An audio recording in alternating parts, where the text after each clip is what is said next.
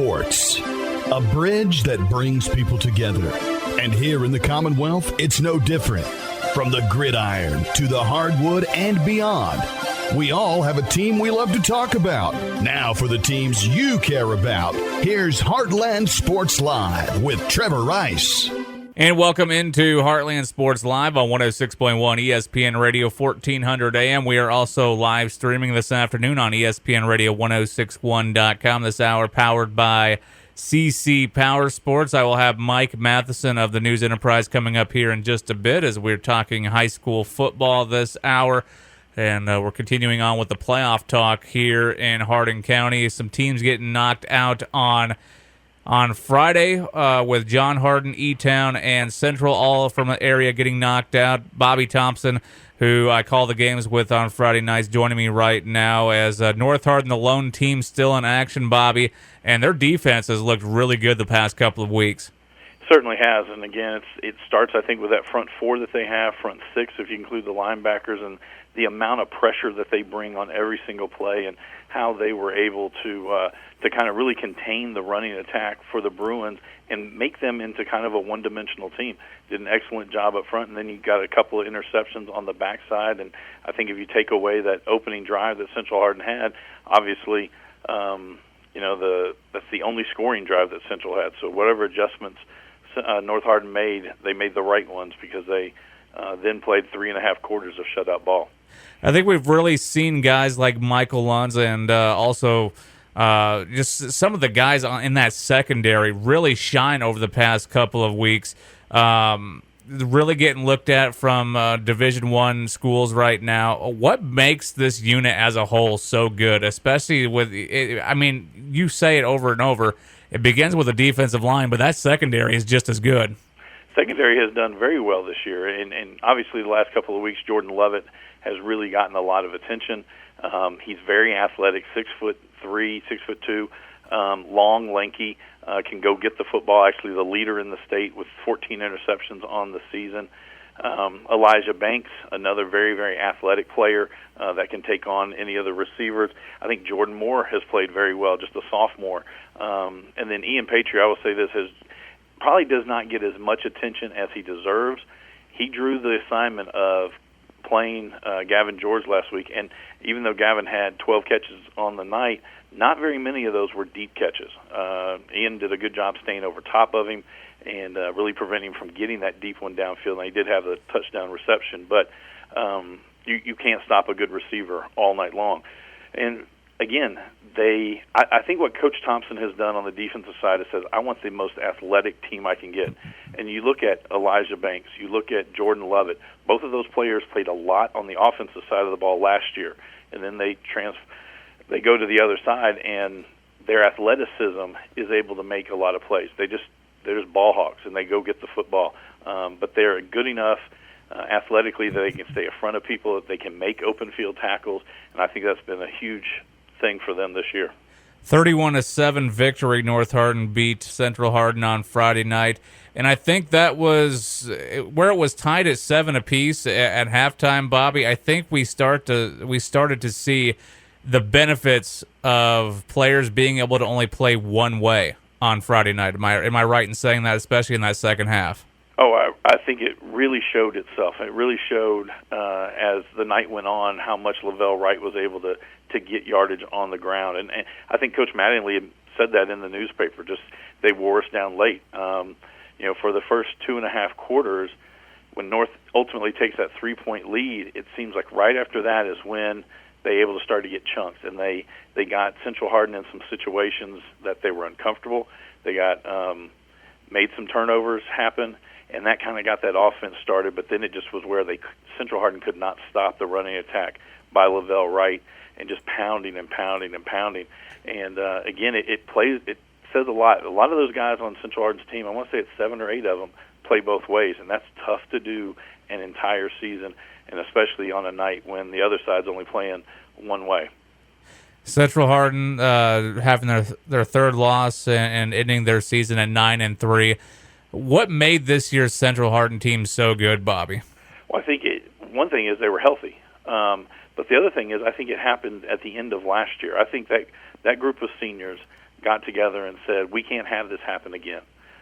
Just last year is a season that they needed to forget, and I think they did. They got in the weight room. They started working out a lot. The spring practices went really well. I think having a leader like Chase Elmore, really a calming type of leader that gets everybody in the right position, knows where he's supposed to be, knows where they're supposed to be. And he was both on the offensive and defensive side, really a captain, almost a coach on the field. Then you've got the work that Deonka Wilkerson did, what Gavin George, I think he improved so much from last year to this year. Just, I think having all of those seniors there and that group that went through last year, went through the struggles of last year, those guys sticking together and playing this season. I mean, you talk about 3 losses, 2 of them obviously to North Hardin, who's ranked number 2 in the state in 6A, and the other one was to South Oldham, who was one of the top 5 teams in Class 5A. So, not a bad season at all, just ran into a couple of really, really tough teams and not able to come out on top. But for the season, Central Hardin had a really good season this year, and especially able to forget what happened a year ago and make a lot of good things happen this year. Bobby Thompson is on Heartland Sports Live. Let's talk about John Hardin's game on Friday night. Only losing by a couple to Moore in overtime. They gave him a fight till the end. It seemed like Moore maybe was going to open it up there in that first half, but John Hardin, they've had that fight here in this postseason that has been scary for their opposition as they beat Spencer County and a couple of weeks ago. They lose Friday night to Moore. From where we saw that team in the first half of the season, some of the competition they faced compared to the second half in the postseason, almost a night and day difference with that team, right? Oh, it is.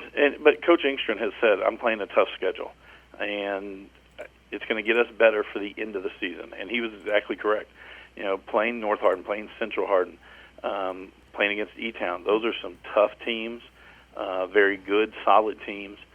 And John Hardin took some lumps. They really did, and they were able to stick together. And I think Coach Engstrand really got them to gel in saying, we knew we might get beat by these teams, but it's going to make us better. And they went through, and I would say it's a big move by Coach Engstrand to change, to an extent, that offense. He usually runs a spread offense. Now, he can run it out of the spread or he can pass it out of the spread, but they went to 2 tight ends and a full wishbone power running attack and found success late in the season. They were able to kind of beat on some of the other teams and able to put some points on the board and eat up the clock and do a lot of really good things. And so I think it says a lot for him and his players that they were able to switch the mindset, one style of offense to another, and be successful at it. I think there were some players that really started to stand out that I don't think we really saw early in the season. Keandre Strand, for one in particular, had a couple of touchdowns the other night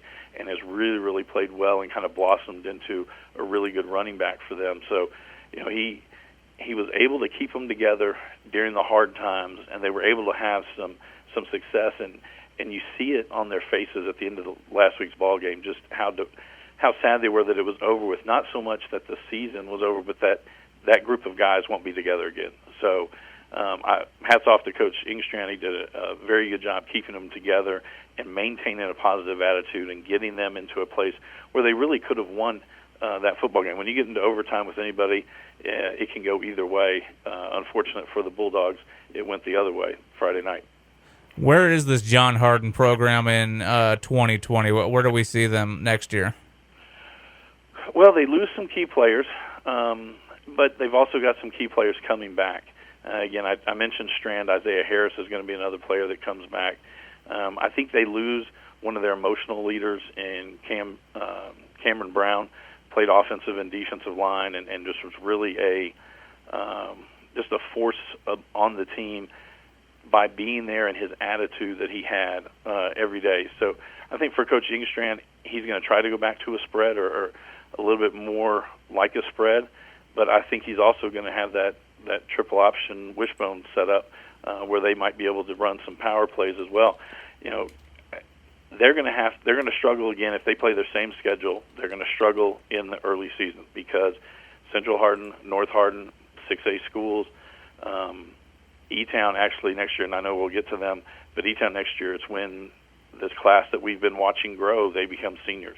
So they'll be a tough matchup as well. So he might have some tough matchups. He might have some games where the score is lopsided. But I also think he now has the clout to say, we've gone through this before, and this prepares us for our district schedule, and then it prepares us to get into the playoffs. Elizabethtown was keeping it close there with Bardstown through, I'm going to say 2.5 quarters pretty much, and then it seems like Bardstown just unleashed the floodgate. It just opened up the floodgate, and it just was pouring on from there. 51-27. E-Town loses in the postseason game rematch with Bardstown, where they won 20-14 in overtime. What was the difference? Well, I think the first time that they played, E-Town was really able to stay in front of the running backs and the skill players that Bardstown has. Coach Brown never shied away from saying this. If we can keep them from breaking the big one, we've got a really good chance at winning. And the other night, they weren't able to keep them in front of them. A couple of turnovers that I believe there was a pick six, and there were some key fumbles that E-Town made that Bardstown was able to capitalize on. E-Town got some turnovers, unable to really capitalize on all of those. And Bardstown just played a really, really good game. And again, once you start to press and you try to, to make tackles, or you try to go and strip a ball, you might miss the tackle, and that guy's off to the races. And E-Town just didn't have the speed to stay with Bardstown when they got into the open field. And, again, who comes back next year is that core group. They do lose Joseph Becker, and he's been such a pleasure to watch, but E-Town won't be in bad shape when they come back next year. Clay Games, again, will be at quarterback. Camden Williams is going to be spread out. They've got some good linemen on the inside. Cam McNeil will be back. TJ Allen will be back as well. So a lot of quality, good players will be on that football team when they return next year. Who do you think steps up next year? Because Joseph Becker obviously has been the guy to carry a load with him at times here in the regular season. Who do you think fills that gap next year? Well, I don't know that there's one player that will. I think Cam McNeil is going to get a whole lot more carries. I think T.J. Allen will have more of a running back type of role on the team. And then most likely they're going to find somebody that we haven't even heard of that's all of a sudden going to play fullback, and they're going to average 8 yards a carry, get the ball 5 or 6 times a ball game. Coach Brown seems to always find that person. But I think a lot of it he's going to lean on Clay Games next year. And when we saw Clay get better as the season went on, in just his maturity and his leadership, the strength in his arm got back. By the end of the year, he was able to get the ball down the field. He continues to work out. Next year, he'll be able to throw some of the deep balls that he wasn't able to throw early in the season. But to get back to your question, I don't know if there's anybody that replaces Joseph Becker. He's kind of a once every decade type of player where he can do it both on the offensive and defensive side of the ball, and it's just a hard player to replace. North Hardin, McCracken County, Friday night. You'll be able to hear it on KMO Country 99.3, also online, ESPNRadio1061.com. What do you expect in this matchup, Bobby? Well, it'll be interesting. I watched a lot of McCracken County film this weekend, and they have a defense that changes kind of with the situation. They like to run an odd front when it's a running situation. They like to run an even front when it's a passing situation and kind of play a nickel-type defense. I think North Hardin will have to recognize those and possibly change plays at the line of scrimmage, which we've seen them do from time to time when they do the freeze play and then look to the sidelines and they call something. One thing that will be interesting that I've seen is the outside cornerbacks from McCracken County play press man. I don't know that you play press man against North Hardin. I don't know that that's the matchup you want with the way that Manny Wimberly has thrown the deep ball lately and being very accurate. Plus, when you've got Josh Moore on one side and Marcus Harris on the other, two larger-than-average wideouts that can go up and get the football, that could be a tough situation. McCracken County, if you look at their stats on paper, they're even running and passing, both about 2,400 yards. But they lost their big running back in Week 10. Bad lower leg injury. I think it's his knee and his ankle. He's out. So that's like 1,600 yards on the ground that's no longer there. Their backup is coming. He had a pretty good game last week. But the quarterback's thrown for 2,400 yards, and he has a receiver that I think that's close to 1,200 yards on the season. So they've got a main receiver, and with what North does, most likely Ian Patry will draw that task. to cover him across the field, and they'll try to play 10-on-10 the rest of the way. But McCracken County didn't seem like they did real well throwing the football when they had pressure on the quarterback. And that's the thing that North Hardin prides themselves on. They're coming every single play from different directions every play. And will the quarterback have enough time to get the ball downfield and to find open receivers? Knowing that Coach Thompson has such a young quarterback, do we see a lot of Lavelle Wright again here in this game? I think you do. I think it's going to depend on the lineup of the defense. When they are in their odd set, they almost run like a 53. All the holes really do get taken up. But that leaves only 3 defensive backs to cover typically 4 wideouts. So if they're in this 8-man front, no, I don't think we'll see a lot of Lavelle Wright. I think they'll try to put that pressure on Manny Wimberly and see how he does it. Now, again, the advantage he has is he can throw the ball up and somebody can go and get it. I think once North Hardin establishes the passing attack, and then they have to switch to kind of like a 6-man front where it's a 4-2, we'll see a whole lot of Lavelle Wright. So I think it'll be the offense will be predicated on the defense that shows up. And I think North Hardin would be able to switch their plays, possibly call a run and a pass, and when they get to the line, you call it out what it's going to be and go from there. So what you're saying is we could be highlighting Josh Moore a lot this Friday. I think we will. I think if you look at last week's film, if that was the only film that McCracken County ever got, they'd be like, oh, Cameron Smith, we got to cover him. And they would lay off Josh Moore. Well, that's going to be a mistake. Josh, again, didn't catch any passes last week. He was not disappointed. He was not let down. He didn't seem like any of that after the game when I talked to him. He's like, we won, and he played a big role in that win. Downfield blocking, but also running as a decoy, would run off the defensive back that opened up areas for Cameron Smith to make catches. So we could see him have a game. We saw Marcus Harris miss a big catch on Friday night. I think he's going to try to redeem himself, and he could be left in a one-on-one situation where he can go get the football as well. He's Bobby Thompson. You'll be able to hear him on the call with me this Friday night. KMO Country 99.3, 7:30 p.m. kickoff, McCracken County, North Hardin, and you'll be able to catch the pregame action at 7, also on ESPN Radio 1061.com. Bobby, I appreciate your time, and we'll see you on Friday. Yes, sir. Thank you very much. Bobby Thompson there. When we come back, we're going to continue the high school football talk. I will have Mike Matheson of the News Enterprise coming in right after this. It's Heartland Sports Live on 106.1 ESPN Radio. I'm Chris Ingstrand with the John Hardin Bulldogs. You're listening to Heartland Sports Live with Trevor Rice on 106.1 ESPN Radio. And welcome back into Heartland Sports Live on 106.1 ESPN Radio 1400 AM. We're live streaming this afternoon on ESPN Radio 1061.com. And in the studio with me is Mike Matheson of the News Enterprise. And we saw a game Friday night that I don't think either one of us, Mike, were too surprised about. We knew that it was going to be competitive through at least half the game. But North, when you have a team that only has to worry about their players going one way, not going both ways, getting winded, getting gassed there in the second half, you knew it was going to be one of those situations where eventually that defense would just take over, and that Central would just they just looked gassed. They looked like they were worn down a little bit there in that second half. 31-7, North Hardin wins on Friday night. Anything you take away from that game? I don't think either one of us are surprised by that, right? No, first of all, thanks for having me. I appreciate it, Trevor. No, you're not. Central was down both their defensive ends, and North Hardin is good. Can we just point blank to all the people who don't think North Hardin is good? And there's people out there who think they're good, point blank. That's a really good football team with a really good defense and a very good offense and a running back who just wants the ball. He carried it 30 times. He would have carried it 50. And I thought Central came out with a great game plan and you saw it on the first possession. That game plan worked. North made some defensive adjustments, and then Central had a hard time. They just had a hard time. And no, Central got gassed because North, they don't have anybody going both ways. And say what you want, that's a big deal.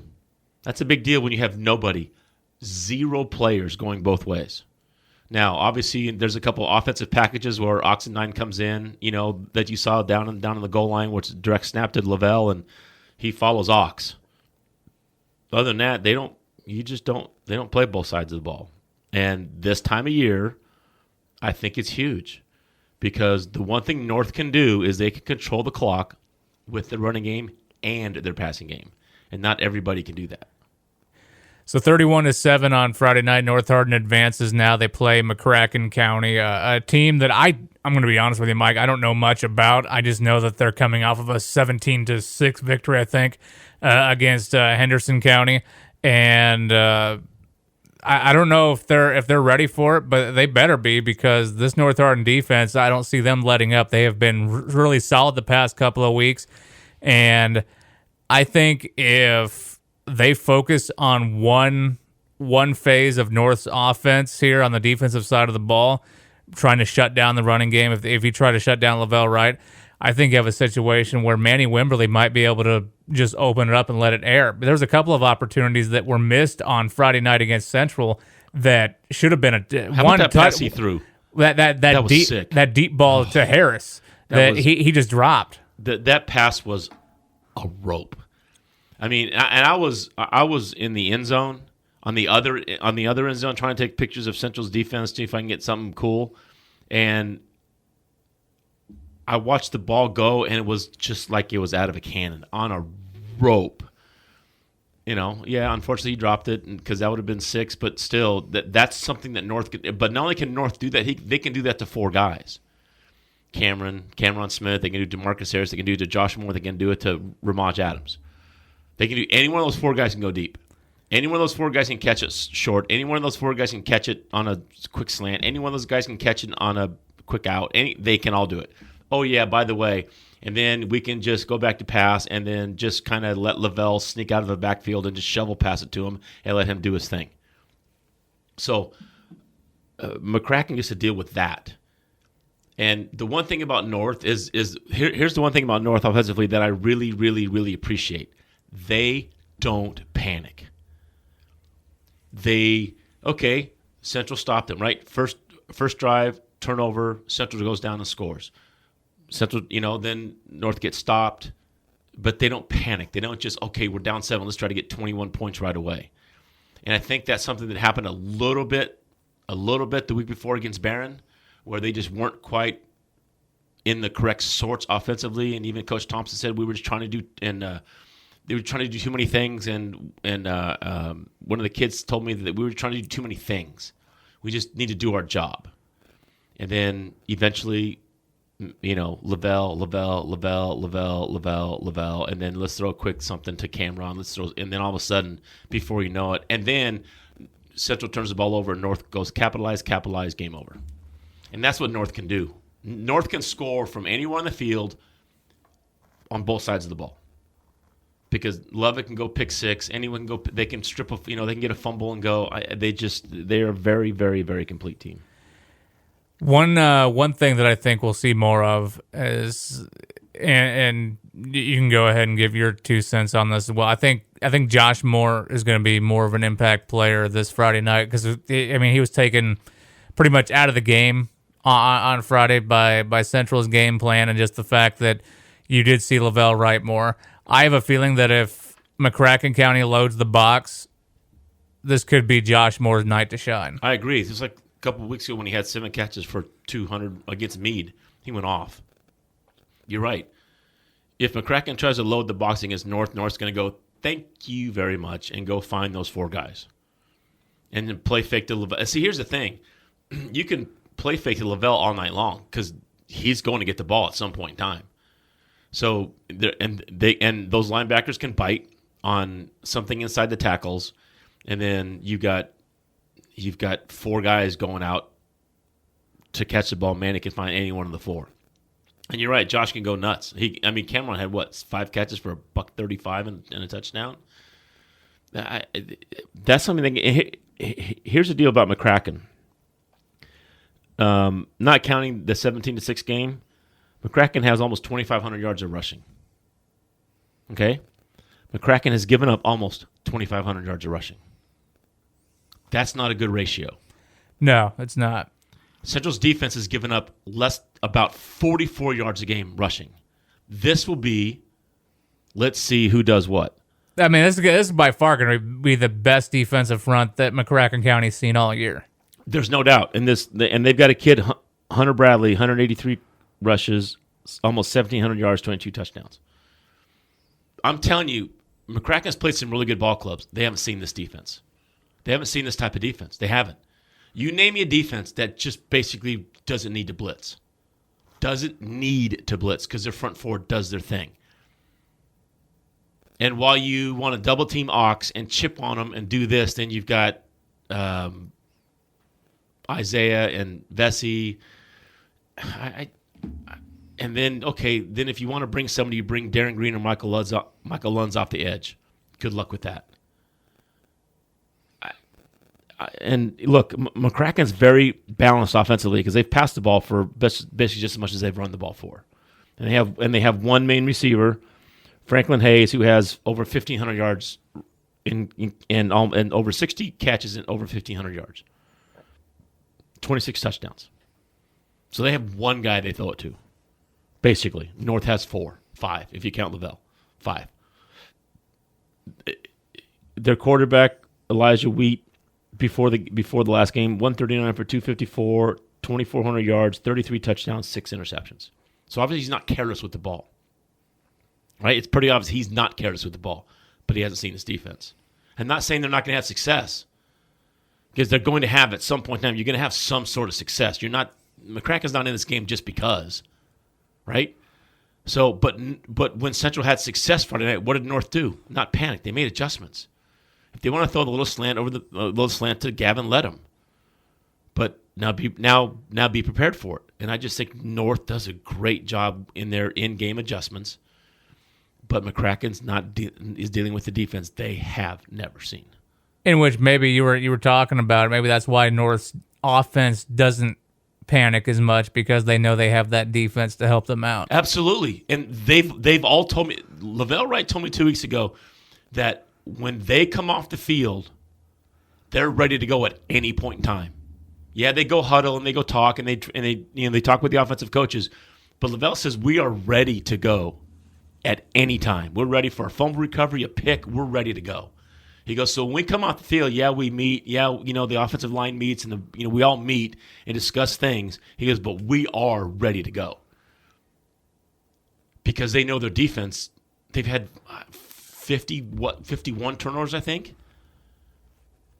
Something along those lines, give or take. 36 interceptions. I don't know what the number is. It's the number 6. It's ridiculous. It is. It's ridiculous.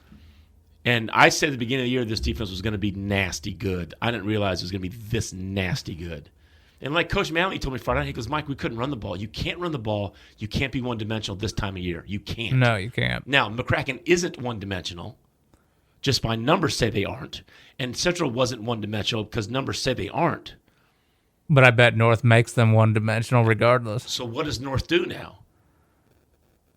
You know they got a bazillion blitz packages ready to go because they've never had to use them, right?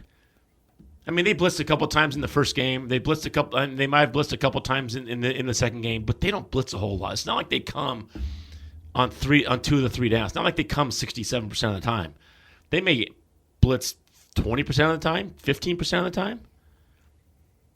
And in a high school coach, as a high school team, if you're allowing your front four to just do damage, and that way you can drop 7 into coverage. 7. That's a scary number. That's just a really scary number. So McCracken, they have their hands for full. North Hardin. That almost seems like overkill. Isn't that the truth? Yeah, I mean, who drops 7 into coverage on a regular basis? On a regular basis. I can't think of anybody. And like Tim told me, he goes, we had to at some point, we had to start taking chances defensively because we had a hard time moving the ball offensively, and that's just a fact. That's just fact. They couldn't. They had the ball. They had 21 plays in the second half for 9 yards. 21 plays second half for 9 yards. North made some nice adjustments and said, "Okay, now beat us." Chase was running for his life again. Now he didn't get sacked a lot, but he was running for his life, and he threw a lot on the run. And that's what North can do to you. They could, and not only that, he was also running to his offhand. He was running left, trying to throw back across his body. That's hard to do. And so North did a really nice job of chasing Chase. And that's what you have to think that's what they're going to do at some point in time. Friday night against McCracken, they're going to make the quarterback he's not going to be able to stand in the pocket like he has been able to and run the ball. I mean, and throw the ball. He's just not going to be able to do that because he has 121 yards running the ball on the season on 34 carries. And most of those are scrambles. Mm-hmm. So they've got almost 2,500 yards of rushing, and 1,700 comes from one kid. Yeah. Mike Matheson of the News Enterprise joining us here on Heartland Sports Live. A couple of other area teams who fell here in the postseason on Friday night. John Hardin and Elizabethtown. Elizabethtown struggling in that second half. A little bit different, just how the game went overall from that regular season matchup where they won in overtime 20-14 to now losing 51-27 on Friday night. What made Bardstown so good on Friday night? One, I think they scored in every facet, I think. But E-Town turned the ball over too many times. Bardstown scored on a punt return, I believe. And then E-Town had, at least three turnovers, and every time they had a turnover, Bardstown capitalized. The playoffs, look, you can make mistakes during the regular season and get away with it because you have another game. You cannot make those mistakes in the playoffs. You just can't. And I know it's easier said than done. I get it. But if you make mistakes in the playoffs, good teams hurt you. North did that to Central. Bardstown did that to E-Town. You cannot turn it over. You can't throw picks. You can't fumble it. You just can't. And when coaches talk about every possession matters in the playoffs way more than every possession matters in the regular season. Because in the regular season, everyone knows you get game film Saturday, coaches meeting Sunday, game plan Monday, and let's watch the film and try to figure this out so we can get better for next Friday. In the playoffs, no one's guaranteed next Friday, so you cannot turn it over. E-Town did. They just made too many mistakes, and you make mistakes. Like Tim told me, you make mistakes against good teams. Good teams will make you pay. North made Central pay. Bardstown made E-Town pay. You cannot make mistakes. And then obviously now you get behind. You try to catch up. You kind of get out of what you want to do because now you're two scores down. You know what I mean? And now instead of 2 scores down, so you try to do something, and instead of 2 scores down, now you're 3 scores down. And that's just that's the byproduct of making mistakes early, is making mistakes late, is because now you're trying to do something that you really don't want to do offensively because you have no choice but to do it. Next year, a lot of the main guys, now you lose Joseph Becker, in which we were talking about that with Bobby in the last segment, but you lose Joseph Becker, but you have a lot of your guys, the guys providing the statistics this year coming back next year. Is this E-Town club better in 2020? Obviously, it's an extra year of experience coming back. I don't know. Okay, better might not be the correct term. They're going to be different because they're not going to have Joseph Becker, which means TJ Allen needs to step up, right? Which means now Cameron McNeil is going to get more carries. So who's going to be the other guy getting more carries? Right now, the first answer is TJ Allen. He's going to get more carries, which means he needs to spend time in the weight room and all that fun sort of stuff. Because you're going to carry the ball more than you did this year, so you need to be prepared for a little bit more pounding, a little bit more this, a little bit more that. You've got your receiver back you lose LaVey Grimes, right? He's a senior, but you have Cameron Williams back, stud. But you got to find someone else to catch the ball. You've got a really good defense coming back. You have some good pieces coming back. Ryder Gregory is as tough as any kid in the world, and he weighs 106 pounds soaking wet. So you have a lot of pieces coming back, but what are you going to do in the offseason? Now, they got hurt with injuries. Jackson Curto was out for the season. Zion Gee was out for the season. But let's face it, every team has injuries at some point in time. Some years worse than others, right? Like look at Central Hardin last year. Injuries just derail the season. And that happens to teams throughout. But you've got to figure out a way, because injuries happen, and they happened this year to E-Town, to some key guys, and you can't plan for those. But what you can do is get everyone ready to go to the next to go to the next level, next man up mentality, and that's what E-Town had to do. But you expect them to, okay, what do we need to do now to get better? Because they do have a lot of good pieces coming back. A lot of good pieces coming back.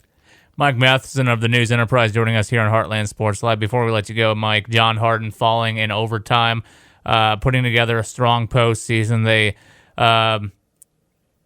got the revenge win against Spencer County 2 Fridays ago. This past Friday, falling in overtime to Moore in a tight one, 32-30.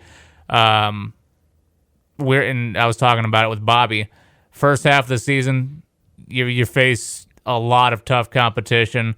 The team maybe not feeling good about those first 5 or 6 games. Second half of the season, seemed like that first half kind of got them ready for the second half, and they put together some strong efforts here towards the end of the regular season and into these first couple of games of the postseason.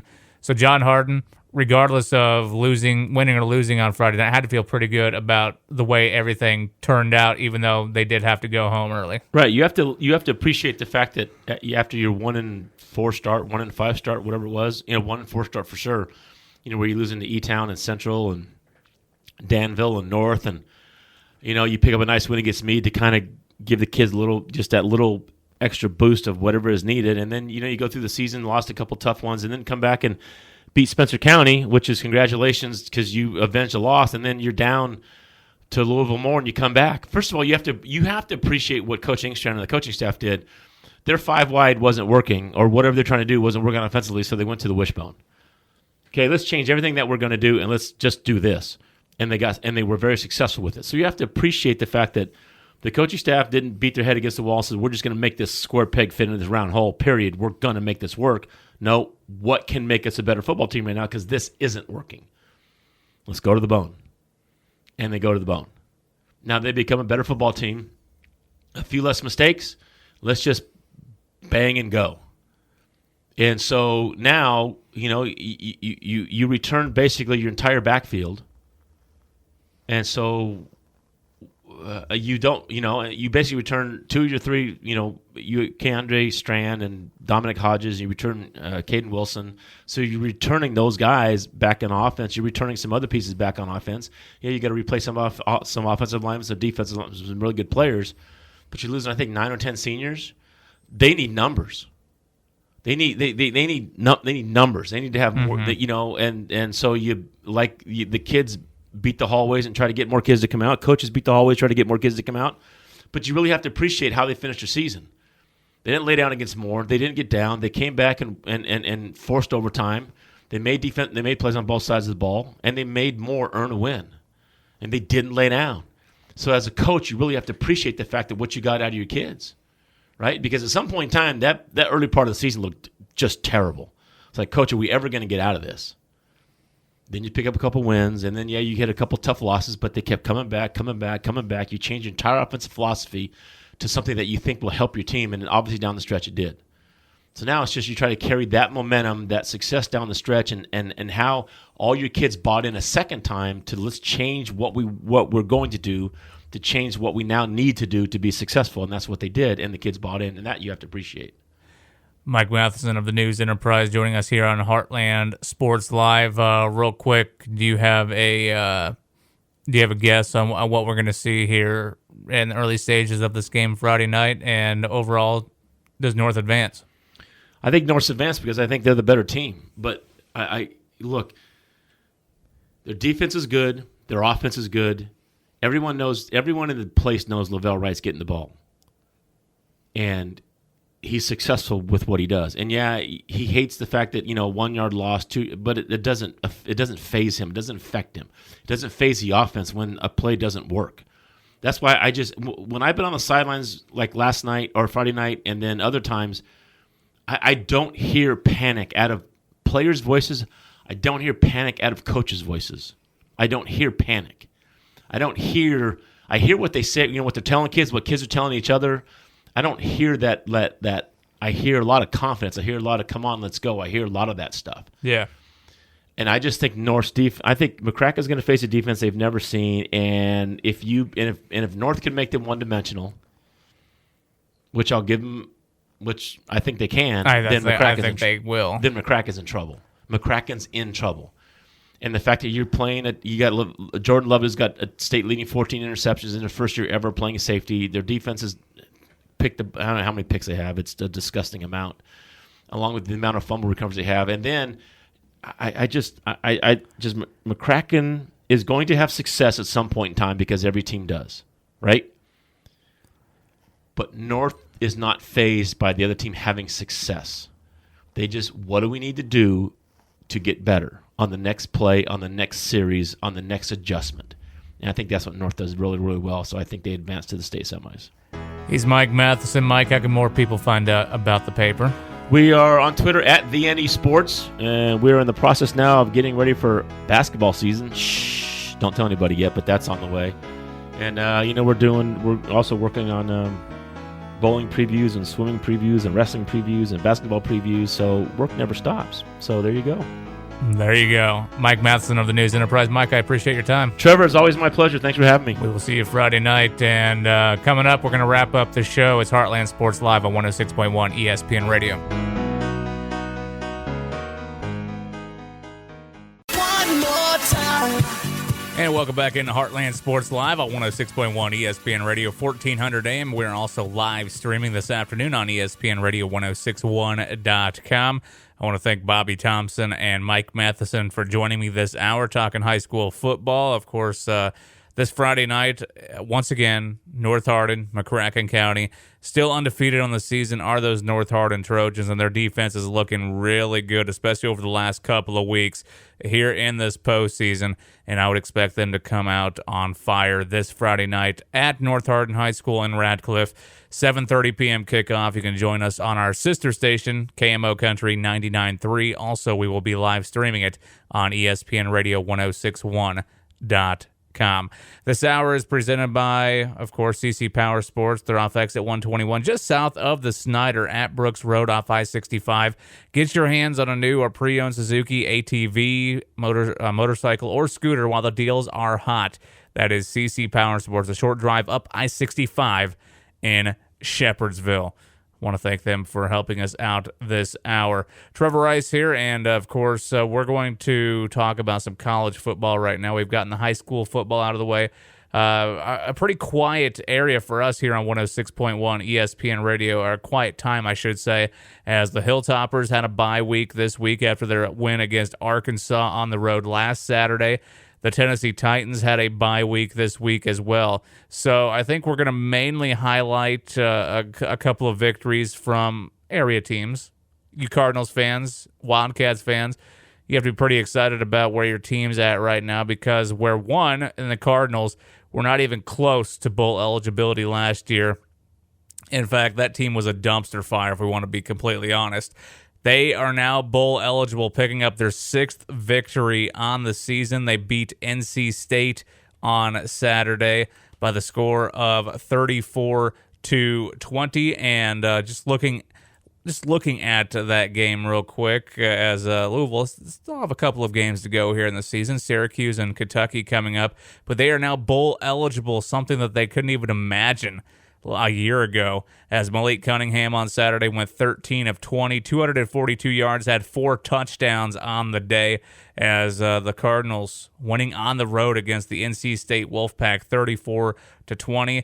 Javian Hawkins had 16 carries on Saturday for 67 yards. Malik Cunningham rushed for 9 yards, and then Hall had 2 on Saturday. So they weren't necessarily getting some productivity from the ground game, but when you're that good in the passing game, it kind of helps the situation. Now let's look at the passing numbers, the receiving numbers, I should say. Chatarius Atwell, 5 catches for $110 on Saturday with 1 touchdown. Des Fitzpatrick, 4 catches for 72 yards, 1 touchdown. It seems like everybody is getting their fair share of pay dirt on Saturday. Marshawn Ford, 3 catches, 52 yards, 2 touchdowns. Hall had one grab for 14 yards. And then why not get the tight end in action? Pfeiffer had one catch, 1 yard, that went for a touchdown. Always good to get those guys involved just for the fact that it seems like they're blocking a majority of the time. Give them an opportunity to catch a ball or two. They'll come through for you. So Louisville, a big 34-20 victory on Saturday, getting bowl eligible, like I said. Still 2 games on the season where they will take on Syracuse at home this next Saturday at 4 p.m., this coming Saturday at 4 p.m. Then they'll be on the road to wrap up the season with the Kentucky Wildcats at noon on November 30th. Speaking of those Kentucky Wildcats, why not check them out real quick, because they're coming off of their fifth victory on the season, improving to 5-5, and now after a 38-14 win, they have Tennessee Martin coming up this weekend. You would like to think, being a Wildcats fan, you're at home playing Tennessee Martin, you should probably win that game. And if you do, you'll be bowl eligible in the process. Kentucky, they beat Vanderbilt on Saturday by the score of 38-14, and we're just going to look at some highlights here, or some stats rather. 8 of 10 from Lynn Bowden in the passing game, where they had 104 yards, 1 touchdown on Saturday. Sawyer Smith came in 2 of 4, 16 yards. Chris Rodriguez in the running game, 15 carries for 129 yards, 2 touchdowns on Saturday. Lynn Bowden had 17 carries for 110. They were pretty productive with the ground game on Saturday. The Wildcats were 1 touchdown for him on the ground. Smoke had that is a beautiful last name, by the way, for a running back. 15 carries, 95 yards. So they almost had 3 running backs over the century mark, and that's pretty solid. That's a pretty solid afternoon of football. Smoke had 1 touchdown as well. Rose had 4 carries for 67 yards on Saturday as well. As a combined team, I thought I was going to have the numbers here. Regardless, well over 300 yards on the ground. I think you will take that every single time if you are if you're a Wildcats fan, as that's a pretty good afternoon of work. Receiving game real quick. Thomas Jr. had 2 catches for 45 yards. Smoke had 1 catch out of the backfield, 28 yards. Ali had 27 yards receiving off of 3 catches, and Oliver just 18 yards off of a couple of catches as well. As they didn't need to go to the air that often. When you're that strong in the running game, you really don't need to go to the air. And, of course, Coach Stoops not putting Lynn Bowden in a situation to fail there at the quarterback position in the passing game.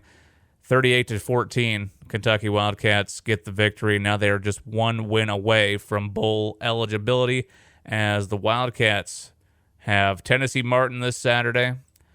And the Skyhawks, I don't even know what their record is overall, and I can't find it.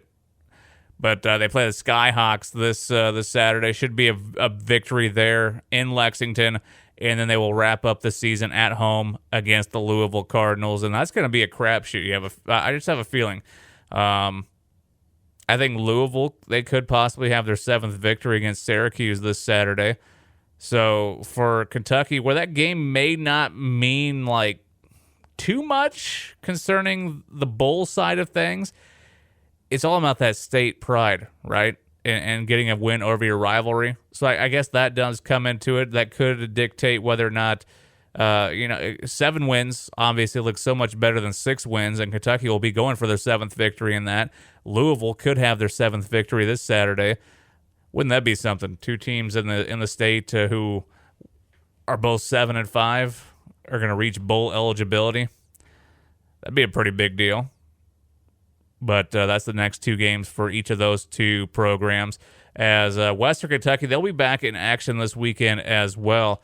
And like I said, they're coming off that victory against Arkansas this past Saturday. They have to be feeling really good, as Western Kentucky technically became bowl eligible this last Saturday, but you almost feel like they need one more victory just to secure a bowl slot.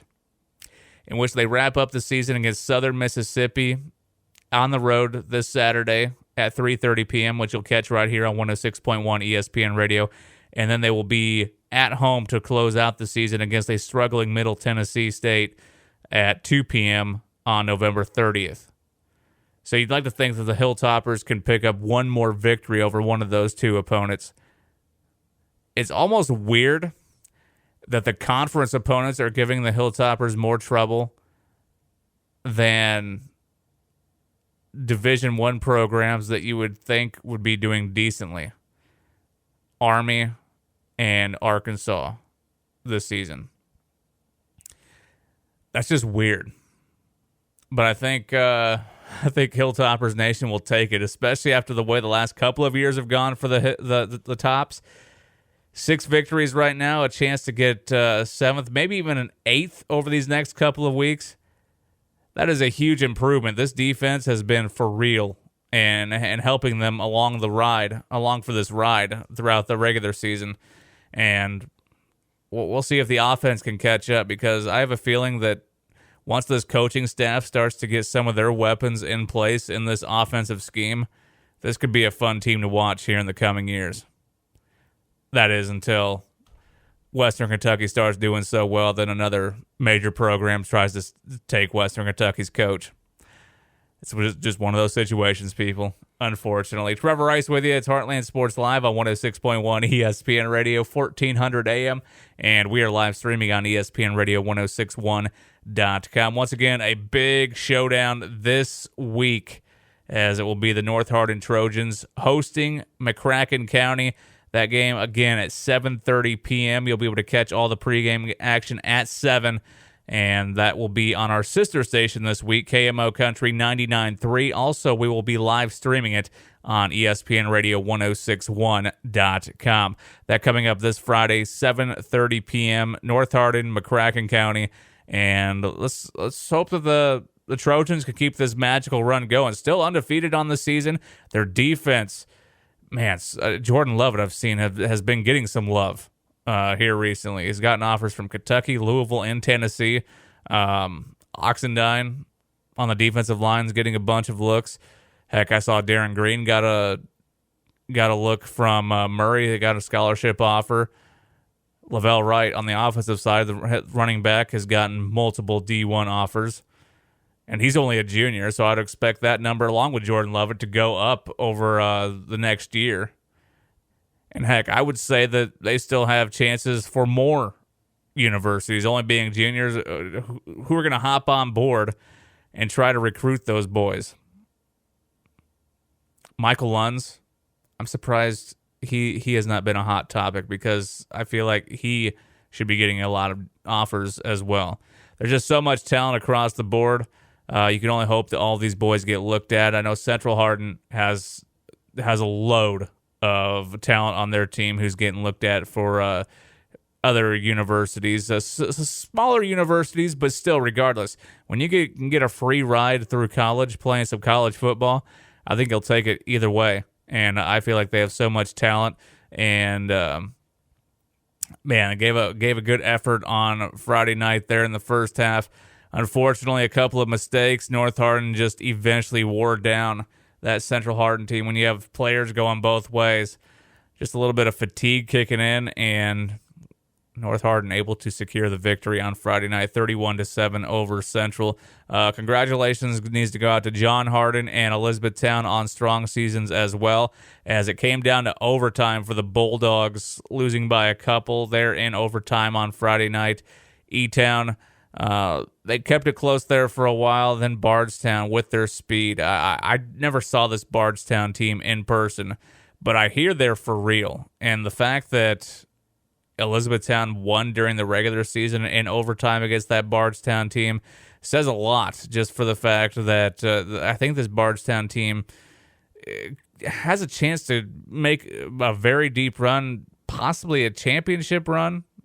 I'm not. I like I said, I have not seen them on film. I have not seen them in person, but I hear they're really good, and I would expect those two teams, or Bardstown, to really put up strong fights in every game here moving forward. And I would not be surprised if we're hearing about them making the championship game.